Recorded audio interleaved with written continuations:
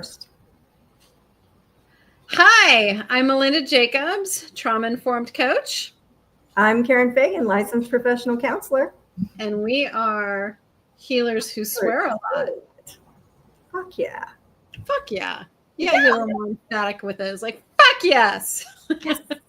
I always thought the F word was just this really great exclamation point. Like it has consciousness, it has energy. And when you really need to accentuate and grab someone's attention and kind of wake them up, I love the word for that. How are you doing, Karen? I'm hanging in there. How are you? I'm okay. You went riding this weekend. I did. I took my baby horse out on his second ever trail ride, and I think he wants a new job because we went 12 miles over Rocky Mountain trails. Wow. Does he need time to recover from that? He came home and immediately went into the field and started running around. So I think no. I gotta go out. I gotta go trail ride. Yeah. He was very hungry at the end though. So Okay. we did some stopping. Mountain grass is beautiful up there. Gosh, it was really, really pretty. So there were these Nice. lush fields of grass I would roll in and eat. And he had a great time with that. There's a great picture on my Facebook. He got something stuck in his forelock. So he's my unicorn. Oh, nice. So wow. Class 2 today, my dear. Class 2. Yeah. So yeah. So we're awakening other people's emotional intelligence. We're trying to learn the map of feel, heal, and transform. And this is something I'm just offering on Mondays at 10 a.m. Free. Pardon? Feel, heal, and transform. I love that. That right? needs to be on a t-shirt. Feel, heal, and transform. Like there's the map, right? And so today I was talking about the definition of emotional intelligence and also the 5 components of emotional intelligence. Mm-hmm. And and I'm gonna pull up the definition because I really, really liked it. And I think it speaks volumes as to, like, if someone doesn't know where to start, if they're like, yeah, I'd like to be a better presence in the world. I'd like to be a beneficial presence in the world, but they don't know where to start. This will give some guidance.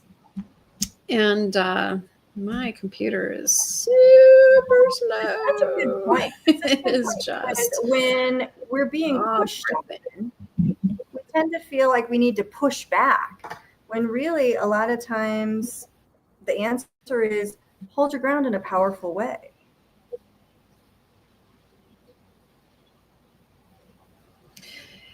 And if we don't have the training, if that was never modeled to us, we wouldn't even know how to begin to do that, right?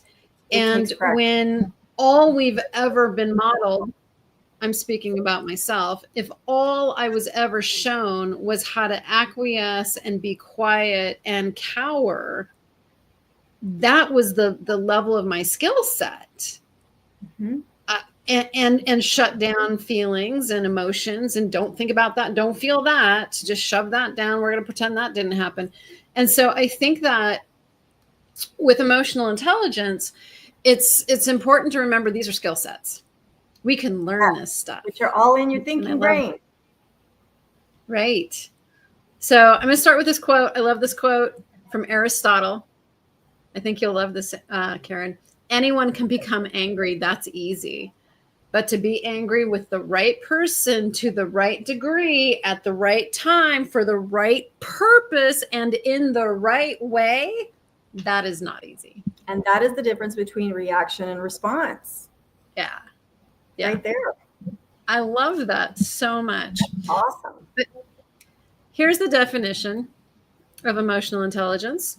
It's the ability to identify, understand, manage, and influence emotions in oneself and others. It involves perceiving emotions, integrating them into thought processes, understanding how they influence behavior, and using this awareness to manage relationships and respond to various situations with empathy and self-regulation. I love that. Not so All good. of which is thinking brain. We live in such a world right now where everybody's reacting. It's like ping pong balls or a pinball game. It's like bing, bing, bing, bing, bing, bing, bing. Mm-hmm. And we got to slow down and lead from our cerebral cortex. Think, make decisions. Yeah. How you feel is really not super useful. Well, I mean, yes, feelings are useful, but the reaction isn't super useful in today's world because it was designed for a time that doesn't exist anymore. Using that reaction as information to have a response is where we want to go. Yeah. I really loved, I think it was Goldman. I love him. Daniel Goleman. Oh, Father of the amygdala hijack, my favorite term in psychology. Hijacking. Like, I think that really speaks to why people aren't thinking, is because everybody's getting hijacked, which means, for those who don't know, it means that the prefrontal cortex of your thinking brain, like Karen says, thinking brain literally gets bypassed and it goes straight up and just immediately goes into survival mode. Just like, When that happens, when adrenaline hits your system, you're like a transformer, and every drop of blood that's not necessary in fighting a bear or a mountain lion drains out of where it is. And this is fact, 83% of the blood volume in your cerebral cortex in the moment that adrenaline hits your system drains out and goes to your heart and your lungs and your big muscles. So you literally can't think when your adrenal system is pumping. So you have to take a second, take a breath, bring your thinking brain back online. The best way to do that, by the way, is math. And then you can think about and use your skills, but there are no skills in your reacting brain. That's all instinct. Someone told me, Karen, and I want you to confirm this, is that once someone gets triggered in whatever way, that it can take up to 30 minutes to get that thinking brain back online. Is that true? Yeah, what I've read is it takes 4 to 14 minutes to get for adrenaline to metabolize out of your body. But the take-home message is, whether it's 15 or 30 minutes, it takes a long time. Yeah. And that's why timeout is a great thing. And timeout's not punishment. Timeout is like, hey, I need a minute to breathe. I'll be back when my brain's back in my head. Because all the stuff you learn about how to handle conflict lives in your thinking brain. And in the moment that you're triggered, I'll use that term very clinically, in the moment that you're triggered, you don't have access to it because it has no blood. Right. So we were talking about the 5 components today of emotional intelligence. I'll go through them really quick, but I want to kind of focus on the first one. Number 1 is self-awareness. Number 2, self-regulation. Number 3, empathy. Number 4, motivation. And number 5 are social skills. And before we were talking, Karen and I decided that definitely those first 3, self-awareness, self-regulation, and empathy, are what's lacking. We're lacking that. But just to have the self-awareness of, I'm triggered, just that can mitigate the most horrible things being said, actions that you will regret later, just to be able to understand yourself enough to know what are the symptoms? How do I know when I am triggered? Daniel Goleman is your friend on that, because he has an operational definition of the amygdala hijack that is incredibly useful. I talk about this in my office every day. I do this thing called Brain 101 where I go through this stuff. But an amygdala hijack is a sudden, intense emotional response that is out of proportion to the situation. Later you go, God, that was a really big reaction to that. But instinctively, our brains, like, we have a feeling and we trust that. And so we create context for it. And in today's world, we make it real. I'm upset because you, instead of taking a step back and going, I'm upset.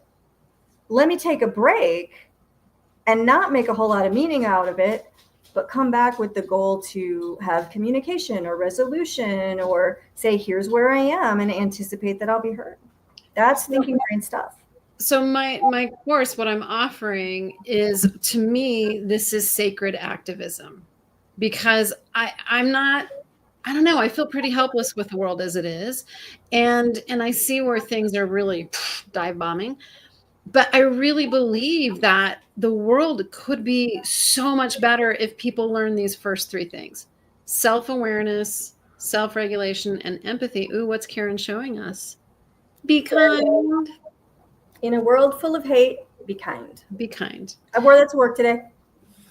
But what I like about what you just said is, even knowing that the reaction I'm having is better than what's warranted in the moment, here's what's scary. And I don't want to get into a lot of, oh my God, the world, but oh my God, the world is, it's getting normalized to have huge, massive reactions.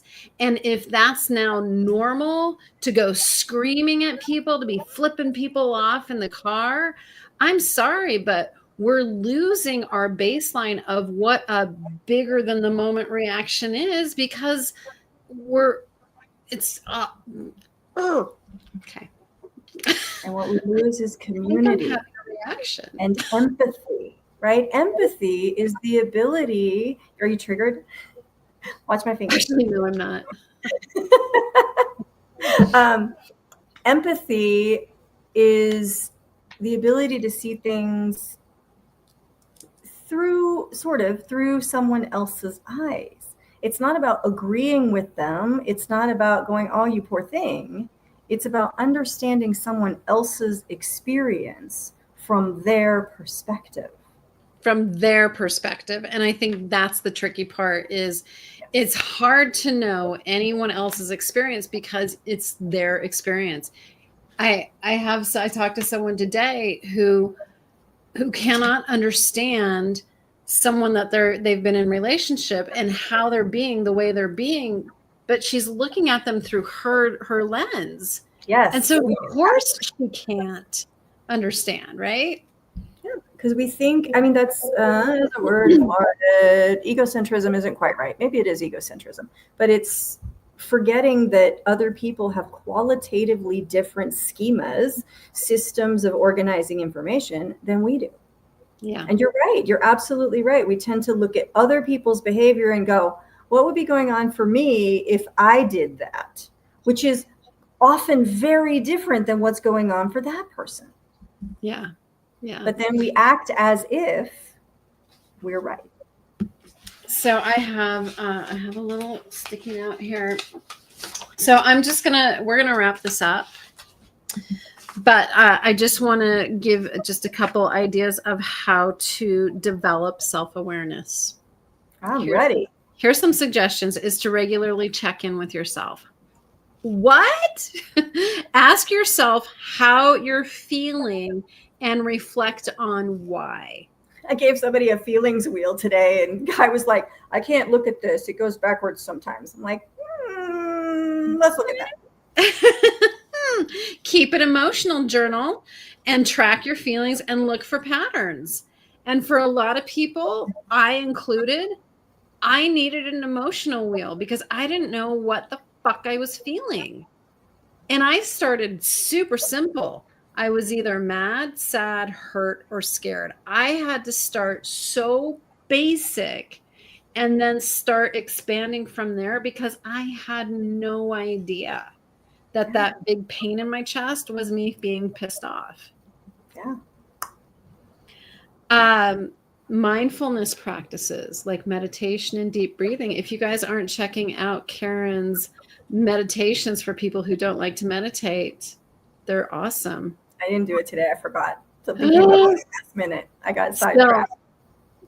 Karen, where can they find those? Facebook. Psyched In on Facebook. So let me pull this up. So there's the Psyched In part.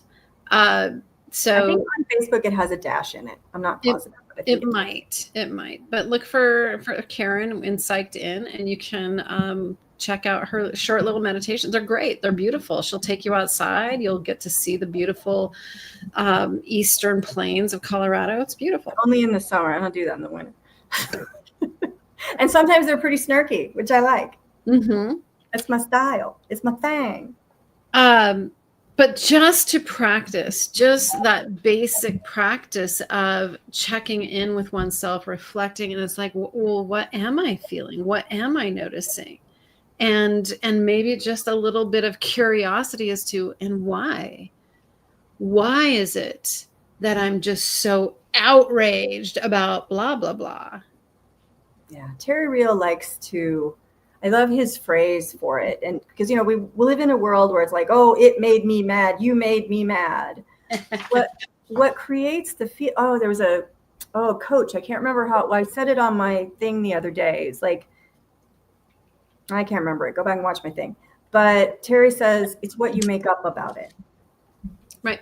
And so it's noticing how you feel and comparing that to the world. And what do you make up between the two? I'm helpless. I'm powerless. I'm, a victim. That controls how you feel. Right. I love the Course in Miracles. It is just such a brilliant dismantling of our perceptions. And it talks, this is its language, same concept, just different language. It's the meaning I assigned to it. There you go. What did I just make that mean about them, about the situation, about me, about life, about anything? It's like we assign meaning. Recognizing our own filter, right? The filter through which you see everything. They're not always rose-colored. No. What's your big takeaway for folks today? Oh, I love thinking about what I can do in today's craziness instead of what I can't do. And that thought about checking in with yourself really regularly.